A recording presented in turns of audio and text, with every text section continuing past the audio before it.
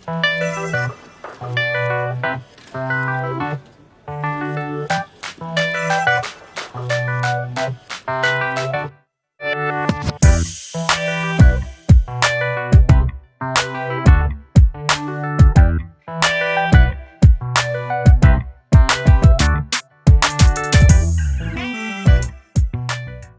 Assalamualaikum warahmatullahi wabarakatuh ya Ibu. Mohon maaf mengganggu waktunya, Ibu sedang mengajar. Kita di sini dengan Ibu siapa Ibu? Rima Syahresmaini. Iya. Kebetulan memegang kelas berapa? Kelas 5. Kami dari mahasiswa IKIP Siliwangi, mungkin ya Bu, saya Nova Feria berserta rekan-rekan sekalian izin mungkin mewawancari atau bertanya lebih lanjut mengenai bagaimana sih Ibu dalam mengelola kelas pada saat sebelum pandemi, saat pandemi dan pasca pandemi gitu Ibu. Ya, mohon bantuannya gitu Ibu ya. Insyaallah mudah-mudahan nanti ada manfaatnya dan bisa diambil ininya ya, pelajarannya yang diambil yang baik-baiknya. Kami dari mahasiswa IKIP Siliwangi, saya Nova Feria Marsha, Saya Mirabella Tiani. izin mungkin ya Bu mengganggu waktu Ibu untuk bertanya mengenai pengelolaan dalam kelas gitu Bu. Sebelumnya di sekolah ini menggunakan kurikulum apa Ibu? Kurikulum 2013 sebelum IKM, sebelum kurikulum merdeka, kurikulum 2013 di Sebelum pandemi juga di sekolah ini menggunakan kurikulum 2013 ya Bu? Iya. Kalau misalnya dengan pengelolaan dari kurikulum 13 di kelas Ibu seperti apa Bu? Cara pembelajarannya, strategi dalam mengajarnya itu seperti apa? Kalau kurikulum 2013 itu kemarin sebelum pandemi biasa sesuai dengan ini ya kurikulumnya di kelas itu yang menggunakan strategi-strategi yang udah disusun sama gurunya masing-masing, misalkan menggunakan model-model pembelajaran di kelasnya. Ya, alhamdulillah kalau sebelum pandemi itu kegiatan belajar mengajar di kelas lancar ya, nggak ada masalah ini gitu di kelas anak-anak ataupun gurunya, terus ditunjang dengan fasilitas sekolah, media pembelajaran, media juga di sini pembelajaran di kelasnya ada lab komputer juga, jadi ada bisa menggunakan video-video pembelajaran kalau di kelas, bisa dibawa anak itu di kelas, bisa juga dibawa ke lab komputer di sana, belajar di sana, tapi ininya gantian gitu kelasnya. Kalau khusus untuk kelas 5 juga gitu sama, ada jadwal tertentu ke lab itu menggunakan ya di lab komputer. Kendala-kendala apa yang dialami waktu kurikulum 2013 gitu sebelum pandemi? Kendalanya Mungkin dalam pengelolaan kelas mungkin ya Bu. ya kalau untuk menguasai anak mungkin nggak terlalu ini ya, menguasai memberikan materi ke anak tidak terlalu ini. Paling kendalanya kadang kalau ada media pembelajaran pas kita ngajar, misalkan ada media pembelajarannya yang tidak mendukung atau tidak ada gitu, nah itu paling kendalanya di media. Nah di sekolah belum tersedia gitu medianya. Nah paling kembali lagi ke metode yang ya caranya paling yang sebisa mungkin ya guru memberikan tuh pakai kayak gambar-gambar gitu, terus anak suruh menggambar atau anak disuruh bawa alat-alat dari sebelumnya gitu, disediakan dulu, dikasih tugas dulu anak-anaknya suruh bawa peralatan materi yang besok mau dipelajari. Kalau media di sekolah tidak tersedia gitu.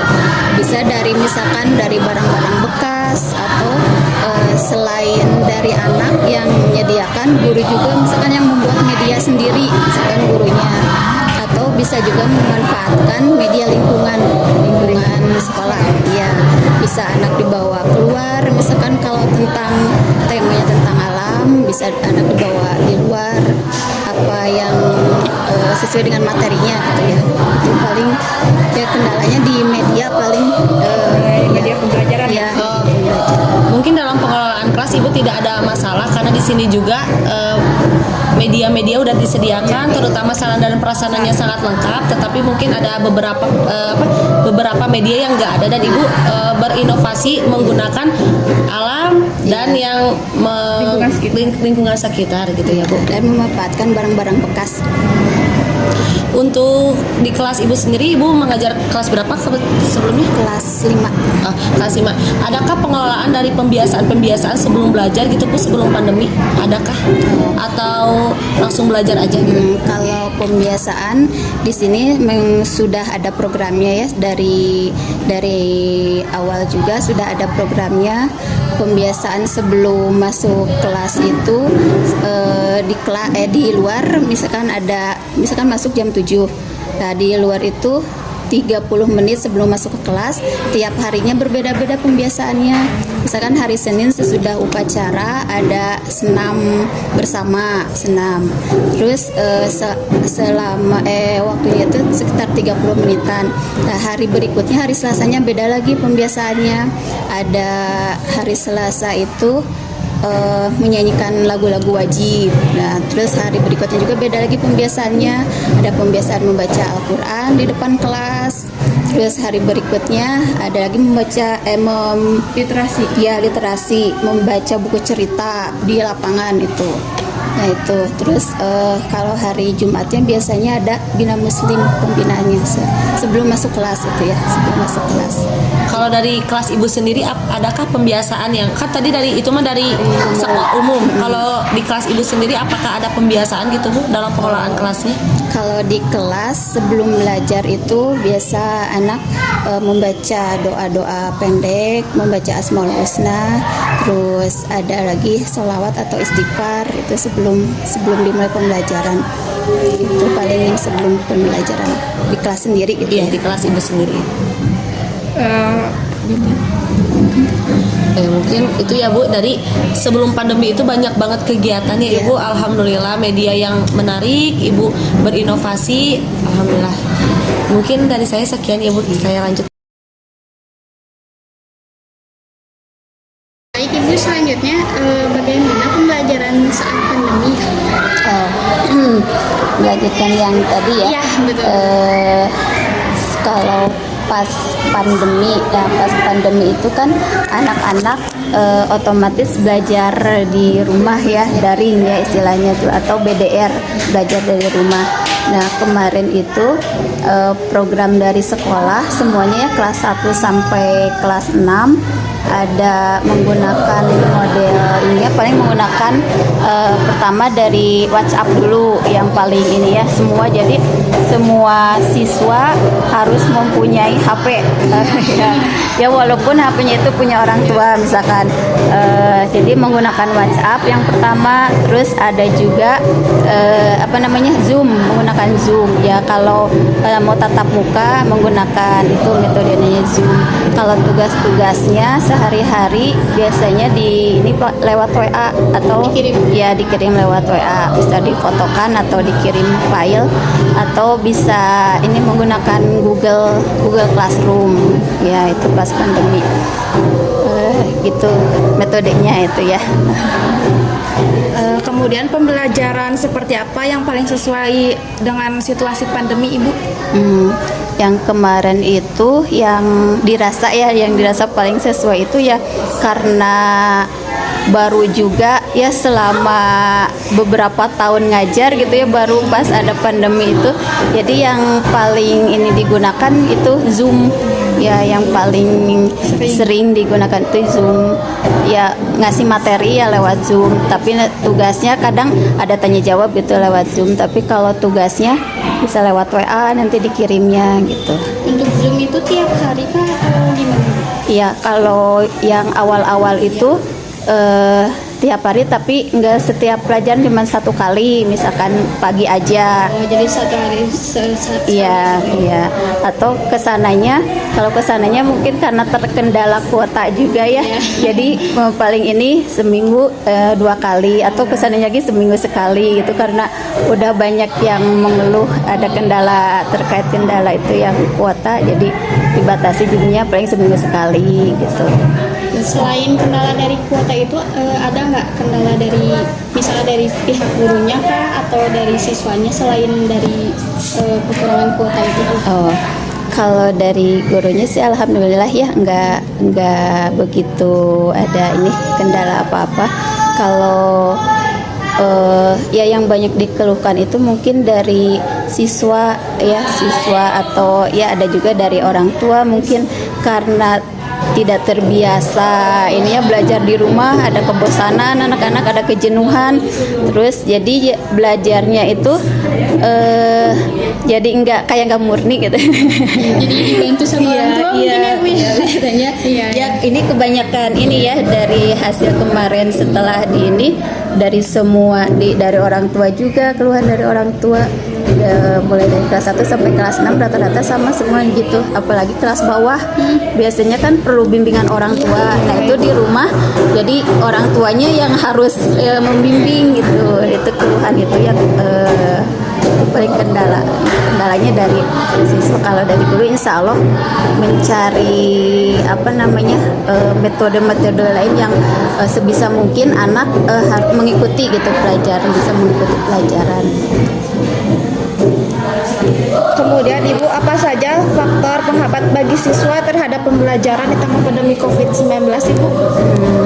Ya paling penghambatnya itu kalau pas lewat Zoom kita kan anak itu ada yang nggak tahu ya, jadi motivasi belajar siswa ya kemarin kebanyakannya itu yang karena terlalu lama di rumah jadi bosan.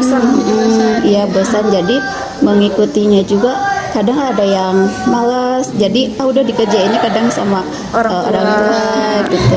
Ada yang anak yang semangat ya tetap mengikuti semangat gitu, semua tugas-tugas dikerjakan sendiri tepat waktu. Kalau yang ini ya kadang ngerjainnya nanti besoknya lagi gitu, terus guru juga memantaunya kurang begitu ini ya karena nggak ada pertemuan ya. Terus hasilnya juga ya beda lah sama kalau luring sama daring ya hasil ininya, hasil akademiknya gitu, hasil ini berbeda gitu sama kalau bertemu langsung sama ke anak itu beda gitu kalau belajar sama guru dengan belajar di rumah sama orang tua. Mungkin untuk kan tadi ada sebelum pandemi itu ada pembiasaan ya Bu ya di sekolah. Ketika pandemi itu gimana ya cara mengatasi biar ada pembiasaan seperti itu? Apakah masih ada atau gimana? Kalau pas pandemi tetap ya diadakan pembiasaan, misalkan kalau ini sebelumnya lewat WA juga bisa anak disarankan sebelum belajar itu membaca dulu doa, terus membaca surat-surat pendek, Asmaul Husnanya juga tetap dibaca, atau menyanyikan lagu wajib juga tetap bisa dilakukan pembiasaan itu ya minimalnya 10 menit atau 5 menit sebelum dimulai pembelajaran gitu. Apakah itu dikirimkan ke ibu gitu sebagai bukti ke gurunya atau gimana? Ya, hasil itunya dokumentasinya ada biasanya dikirim sama orang tua ya lewat WA. Ada anak misalkan lagi baca ini atau videonya atau voice note gitu dikirim jadi lewat WA kemarin tugas-tugasnya tetap dikirim ada. Tidak menggunakan Google Classroom Bu? Ada menggunakan juga pakai Google Classroom, tugas-tugasnya dikirim lewat situ sama WA ininya. Google Classroom sama WA, Zoom kayak gitu. Gunakan itu.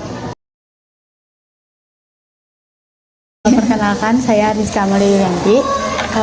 Saya mau nanya ini pertanyaan selanjutnya mengenai pengelolaan pembelajaran setelah pandemi. Nah, untuk yang pertama, untuk sekarang ini sekarang masuknya setelah pandemi ya Bu ya. Iya. Nah, ada nggak sih perbedaan dalam kurikulumnya? Apa masih pakai yang sebelumnya atau udah diganti dengan yang baru gitu? Kalau kemarin kan sebelumnya itu sebelum pandemi sama pas pandemi masih terutama di SDN Baris Mandiri 4 masih menggunakan kurikulum 2013. Nah setelah itu ada namanya implementasi kurikulum Merdeka. Nah di sini juga belum semua diterapkan, diimplementasikan di semua kelas. Itu kemarin baru kelas 1 sama kelas 4 aja yang diimplementasikan. Kebetulan saya kelas 5, jadi kemarin belum menggunakan kurikulum Merdeka, masih menggunakan kurikulum 2013. Oh, masih. Ya, tapi anak udah dikenalkan gitu di sini, terutama kan kemarin Baros Mandiri 4 itu kurikulum yang ada apa namanya berbagi, bukan berbagi, yang masih menggunakan 2 gitu ya, kolaborasi gitu ya. Tapi dari kelas 1 sampai kelas 6 itu sudah dikenalkan kurikulum Merdeka. Jadi udah mengenal lah sedikit-sedikitnya gitu. Dari asalnya tema kan, kalau kurikulum 2013 itu per tema. Nah, kemarin sudah dikenalkan di kelas 5 walaupun belum diimplementasikan kurikulum Merdeka, udah per mata pelajaran. Itu kan di kurikulum Merdeka kan sekarang per mata pelajaran lagi.